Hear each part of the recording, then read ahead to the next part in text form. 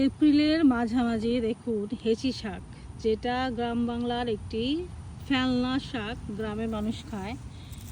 এটা আমি বেশ কত বছর ধরে কালেক্ট করার পর বাগানে করছি, কয়েকটা জায়গায় আছে। দেখেন কি সুন্দর। এখন আজকে শাক তুলবো আমি, দেখেছেন? এইগুলি হচ্ছে এখন মজা। সাথে রসুন, পেঁয়াজ আর শুকনো মরিচ দিয়ে যখন ভাজা হবে, গরম ভাতের সাথে অমৃত। আর এই শাকটা খেতে হয় কিন্তু এই সময়টাতে, মার্চের শেষ থেকে এপ্রিল মেতে, জুনের যে গরমটা, সেই গরমটা পড়ে যাওয়ার আগেই এই শাকটা খেয়ে ফেলতে হয়। দারুণ লক। আমি একটা একটা করে তুলবো না, আমি এরকম করে মুঠি ধরে জাস্ট কেচি দিয়ে কেটে ফেলবো। আবার এখান থেকে এই মাসের মধ্যে দেখা যায় এই শাকটা হবে। এটা কিন্তু হার্ডি শাক, যেসব অঞ্চলে স্নো হয় সেই অঞ্চলে এই শাকটা চাষ করা সম্ভব।